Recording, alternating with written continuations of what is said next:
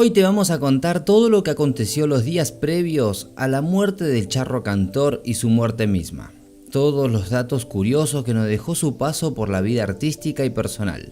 Para situarte en principio, tenemos que decir que México en ese entonces era el semillero de donde salieron las películas comerciales a Latinoamérica y habla hispana después de la Segunda Guerra Mundial, periodo de orgullo mexicano llamado Época de Oro. Jorge fue un ícono de ese momento, actuó y cantó y dio nacimiento a la comedia ranchera, con la película llamada Allá en el Rancho Grande. Allá en el Rancho Grande, allá donde viví.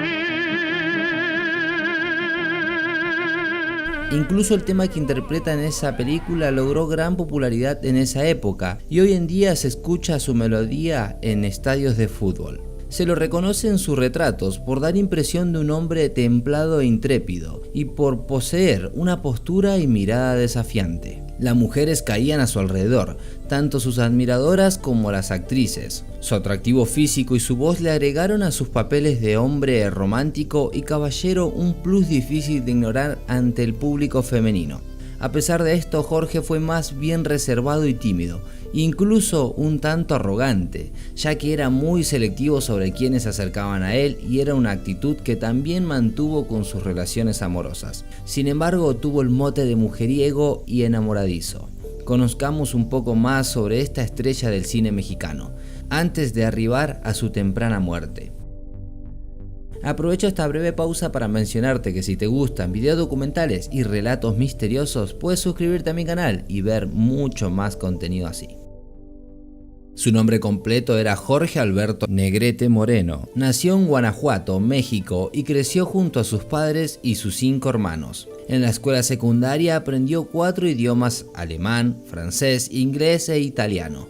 Pero a pesar de eso, de manera autodidacta, también aprendió los fundamentos del náhuatl, que es un conjunto de lenguas indígenas estrechamente relacionadas entre sí. A los 16 años tuvo una formación militar que lo llevó a graduarse como teniente de caballería y administración de ejército. Le sobraron siempre sus capacidades para desempeñarse con altas calificaciones. En sus ratos libres y de modo recreativo, Jorge comenzó con sus clases de canto y en 1931 inició su carrera como cantante en la radiodifusora XRT. Debido a sus condiciones vocales, cantó en la inauguración del Palacio de Bellas Artes con el coro de alumnos. Antes de su llegada al cine como cantor de rancheras, Jorge interpretó óperas, operetas y zarzuelas. Su voz era barítono. Fundó el Sindicato de Trabajadores de la Producción Cinematográfica de la República Mexicana, que hasta el día de la fecha está en funcionamiento. También organizó con un grupo selecto la Asociación Nacional de Actores. Cabe aclarar que para dar origen al sindicato tuvieron que resistir por varios días el asedio de los gatilleros enviado por rivales a su movimiento. El conflicto entre ambas partes generó en el negocio del entretenimiento que muchos productores se pusieran en su contra y así se originaron rumores que aseguraban que Negrete accedió a cantar música ranchera obligado y que en verdad desperdiciaba el género. Esto se apoyó en otro rumor que Jorge provenía de una familia de la aristocracia. Más allá de estas contrariedades, Jorge logró abrirse camino. En 1937 hace su aparición en el cine de la mano de Warner Bros. En la película Cuban Night. Su papel interpretaba a un trovador cubano. Luego protagonizó La Madrina del Diablo y se quedó aproximadamente 1 año y medio en México para protagonizar diferentes cintas como Camino de Ayer, Perjura, El Fanfarrón, Juan sin Miedo, entre otras. Jorge adquirió el apodo de Charro Cantor, ya que se vio identificado con los personajes que interpretó en sus películas. Esos hombres eran valientes, adinerados y exitosos con las mujeres. Además se caracterizó incluso por su ropa que lo identificó, su chaqueta bordada, pantalón ajustado, camisa blanca con corbata de moño y sombrero a la ancha. Un dato de color es que algunas de las canciones que cantó fueron escritas por un niño de 11 años, Jesús Monje Ramírez, Chucho Monje. El tema tardó varios años en surgir y hacerse conocido. Taricuarí lo grabó con el propósito que sonara en la radio, pero no tuvo éxito. De la mano y voz del Charro Cantor, la tan conocida México lindo y querido sonó en la radio y alcanzó el éxito en el corazón de todos los mexicanos que se sienten orgullosos de serlo. En el año 1939 Jorge se arrimó a su sueño y logró firmar un contrato con Century Fox. Pero esto no se llevó a cabo por un boicot por parte de los actores estadounidenses en contra de los actores latinos. Lamentablemente Jorge no pudo realizar el proyecto planificado en ese contrato. Sin embargo, la añoranza de trabajar en Hollywood se acrecentó en el año 1941 con un mediometraje llamado Fiesta, hablada en inglés y filmada en Technicolor, proceso que se utilizó y se fue mejorando con los años. Se reconoce inmediatamente por la saturación de los colores que posee la imagen. Jorge tuvo 2 matrimonios y 2 amores. Las fechas entre sus relaciones son difusas y se entrecruzan. La consecuencia de esto fue un divorcio por engaño e historias paralelas. Durante el rodaje de Valentina en 1938 conoce a Elisa Christie. Se enamoraron a primera vista y 2 años después se casaron. Según dicen, no fue un matrimonio conflictivo. Tuvieron una hija y en 1942 se divorciaron por una infidelidad de él. La ruptura fue por la aparición de Elisa Aguirre, relación que llamó muchísimo la atención por la diferencia de edad que existía entre ambos. Elisa apenas estaba terminando el colegio. Ella y sus compañeras sabían que de regreso de la escuela pasaban por la casa de la madre de Jorge y deseaban encontrarlo. Un día al fin esto sucedió. Él estaba muy arreglado y con anteojos, todas le pidieron autógrafos y Elisa tomó una posición contraria a la de sus compañeras. ¿Y tú? ¿Por qué no me pides autógrafo, muchacha?, le preguntó Jorge. Años más tarde, Elisa terminó filmando la película Lluvia Roja con él. Ahí finalmente Negrete quedó cautivado con ella y decidió pedirle su mano a la madre de Elisa sin que ella se enterase. Con mucho cariño y respeto entablaron su relación. La mamá de ella estuvo igual o más feliz que la novia con este amorío. Le cantó serenatas y cuando le regaló flores a Elisa también le llevó el mismo presente a su madre. El amor fue desapareciendo cuando un día entraron al sindicato creado por Jorge y le dio un libro a Elisa para que ella lo leyera. Dicen las malas lenguas que esta actitud de Jorge la impulsó el hecho de no tener conversaciones con ella. Era tanta la diferencia de edad que no tenían tema de conversación en sus encuentros. Por esto, la joven actriz lo notó muy extraño, ya que en su casa nadie leía. Rara vez vio personas leyendo a su alrededor. «Yo quiero mi novio, no quiero un profesor», dijo Elisa, y le indicó a toda su familia que si Jorge llamaba o pasaba por su casa le dijeran que ella no estaba. Jorge se cansó de buscarla y al poco tiempo encontró el amor en otro sitio. En la cinta Ay Jalisco no te rajes, conoció a la actriz Gloria Marín, película que los llevó al estrellato. Esta pareja no se casó, pero vivieron juntos aproximadamente 10 años. En su deseo de tener un hijo juntos, padecieron varios abortos y esos sucesos los llevó a adoptar a una niña que nombraron Gloria. El ritmo intenso de sus trabajos hizo que se separaran, incluso hay quienes dicen que hubo ciertas infidelidades. La niña se quedó con su madre. Aún estando Jorge con Gloria, compartió una película con la que sería en el futuro su última esposa, María Félix. Su primer encuentro no fue muy amoroso, más bien tedioso, ya que Negrete supo que María había opacado artísticamente a Gloria. Luego de esto pasó un largo periodo antes de volver a verse. No se supo bien el comienzo de ese amor, pero tiempo después de su separación se encontraron y decidieron casarse en 1952. Dicho evento buscó y obtuvo distinción por exhibir tradiciones de la cultura mexicana. Tuvo un inmenso interés a nivel nacional ya que ambos eran estrellas de cine. Pero ahora pasemos a los días previos a su muerte. A Jorge lo acompañaba una enfermedad de manera silenciosa, pero antes recorramos un poco sus últimos años. En 1950, gracias a su película Teatro Apolo, recibió la distinción como mejor actor de la crítica española. Existieron ciertas molestias y recelo en España durante el rodaje, por el hecho de que un actor mexicano homenajeó nostálgicamente a la zarzuela. Independientemente de esa rispidez, su visita a España provocó tal revuelo que entre gritos histéricos y desmayos en el público femenino, la Guardia Civil tuvo que escoltarlo para garantizar su seguridad. Y si contextualizamos un poco más, podemos decir que Jorge era liberal, y esto provocó dentro del gobierno franquista malestar. dentro de un marco donde se habían roto las relaciones diplomáticas entre ambos países. En Argentina fue recibido por miles y miles de fanáticos, cantó letras de Mariano Mores en el Colón vestido de gaucho. También visitó Chile y Perú y el recibimiento fue igual de extraordinario. Pero la salud de Jorge empezó a decaer. Aquella enfermedad que lo acompañaba de su adolescencia estaba haciendo estragos en él y a su vez estaba pasando desapercibida. El charro cantor tuvo hepatitis C, una enfermedad originada por un virus que ataca al hígado y provoca su inflamación. No se sabe cómo ni cuándo se la contagió.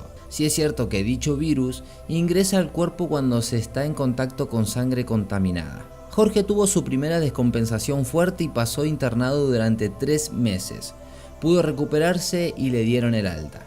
En ese interín a su esposa María Félix le ofrecieron un contrato súper ambicioso en Francia donde tuvo que filmar varias películas. Ella aceptó ante la insistencia de él. No quiso condicionar su decisión y mucho menos su carrera. Jorge por su parte tampoco tenía previsto quedarse en reposo, su intención fue seguir trabajando y generando cine. Pactada esta decisión entre ambos, el charro cantor se fue a Los Ángeles para actuar en el teatro $1 Million. Su salud estaba verdaderamente afectada y comprometida. Una noche peleó el boxeador mexicano Raúl Macías y Negrete fue a verlo. En medio de aquel evento Jorge comenzó a sentirse verdaderamente mal y todo aquel fatal desenlace se inició con un vómito de sangre. Inmediatamente fue trasladado al hospital Líbano, ingresó y permaneció en coma varios días. A Jorge se le había reventado una varice en su esófago, esto le provocó una hemorragia. De vez en cuando tuvo algún momento de lucidez en su agonía y la aprovechó para pedirle a su hermano que no informara a María de su delicado estado de salud. El día 23 de noviembre, que Jorge iba a debutar en el teatro, decidió llamar a María y le dijo que desestimara todas las noticias que daban de él. Le aseguró que se sentía bien y no tenía de qué preocuparse. Sin embargo, esta afirmación que recibió María se vio totalmente opacada cuando 6 días después del hospital le informaron telefónicamente que posiblemente su esposo Jorge Alberto Negrete Moreno no saldría con vida del hospital. Jorge sufrió una nueva hemorragia que empeoró completamente su estado de salud. Los medios afirmaron el estado grave de salud y dentro del hospital se supo desde el principio su delicadeza. Sin embargo, su público añoró su mejoría y mantuvo una leve esperanza. Sus amigos que obtuvieron la noticia de primera mano reflejaban en sus rostros una inmensa tristeza. Los asistentes de Jorge coordinaron la logística para que María llegara lo más rápido posible a Los Ángeles. Ella abandonó su filmación. Cuando logró arribar a Estados Unidos el 4 de diciembre, Jorge estaba nuevamente en coma. «Negro, estoy aquí», le dijo. Fue casi un milagro. Él abrió los ojos, muy amarillentos por la enfermedad que lo estaba neutralizando. Y sin poder emitir palabras, su gestualidad le expresó a María un enorme agradecimiento. Él cerró sus ojos y nunca más los volvió a abrir. María se quedó con él hasta el otro día. A las 1:33 hora de México del 5 de diciembre de 1953 falleció Jorge Negrete a los 42 años. En ese momento en la habitación estaban acompañándolo su esposa, su madre, hermano, un sacerdote, su médico de cabecera y el cónsul de México. Murió luego de estar 5 días en coma y se lo llevó con él un deseo que no pudo cumplir: ver por última vez a su hija Diana. Su esposa, indignada porque la acusaron de egoísmo, simplemente explicó que no permitió que su hija fuera a ver a Jorge, ya que la niña era muy impresionable y que el penoso estado de salud de su padre pudiera haber dañado el de la hija. María estuvo consternada, sumamente triste. Con las pocas fuerzas que le quedaron, solo se fijó en la manera de regresar a México y presenciar el funeral. Tanto fue así que se puso lo primero que encontró en su valija. Se colocó unos pantalones azul marino y emprendió el camino, sin siquiera sospechar que tal acto despertó en la prensa mexicana comentarios despectivos hacia ella, ya que consideraron que le faltó el respeto a su marido por no llevar un vestido negro por luto. El día de su muerte fue declarado luto nacional. Los restos de Jorge fueron trasladados al otro día en un avión del gobierno federal por orden del presidente Adolfo Ruiz Cortines. Su cuerpo fue velado en el Palacio de Bellas Artes y se cubrió su féretro con el lavaro patrio. En el aeropuerto lo esperaron cerca de 10.000 fanáticos. Un cordón de cientos de admiradores se extendió desde el Teatro de la Asociación de Actores hasta el Panteón Jardín. En los cines se pasaron anuncios de la muerte de Jorge y en señal de duelo se suspendieron durante 5 minutos las funciones. Y también en los teatros se realizó 1 minuto de silencio. En el teatro que hoy lleva su nombre dejaron sus restos para que el pueblo le rindiera homenaje. Luego fue enterrado en el Panteón Jardín. Jorge Negrete, el charro cantor, nos dejó aproximadamente 45 películas. Dejó también el Sindicato de Trabajadores de la Producción Cinematográfica de la República Mexicana, que hasta el día de la fecha está en funcionamiento. Dentro de su herencia y legado existe un misterio alrededor de un collar de esmeraldas, de valor incalculable, que le regaló a María Fénix el día que contrajeron matrimonio. Al fallecer Jorge, su viuda se enteró que el collar no se había terminado de pagar. Ante este inconveniente, el hermano de Jorge le pide a María que le devuelva el collar, y la actriz se negó rotundamente. La excusa de María fue que consideró injusto devolver un regalo de boda. En medio de disputas legales, María estaba por salir de México rumbo a Francia y en el aeropuerto la pararon 2 policías imposibilitando que saliera del país. Claro que llevaba la joya consigo. Luego de varios años y ya cansada nuevamente, María abonó el collar con su dinero, con el cual dio fin a aquel escándalo y a los enredos judiciales. No existe un valor aproximado del dinero que pudo dejar el cantante y actor mexicano. Se supo que cobró millones por algunas de sus películas. Entre los que osan hacer el cálculo, lo ponen por debajo de su amigo y actor Pedro Infante. Quizás al encontrarse con la muerte de manera temprana frenó lo que hubiese sido mucho más exponencial en cuanto a su fortuna y a su fama. Poseía grandes capacidades intelectuales y artísticas. Eso lo catapultó a la cima, desde la cantidad de idiomas que sabía hasta el nivel de voz que poseía. Jorge Negrete, todo lo que desempeñó lo hizo de manera extraordinaria. Por siempre, el charro cantor.